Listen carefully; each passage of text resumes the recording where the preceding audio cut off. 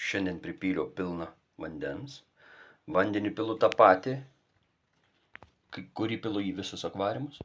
Čia nėra jokio vandens judinimo kol kas. Sraigės drąsiai šliaužia paviršinė plėvelė, nors ką tik supyliau, bet jį jau pakilo.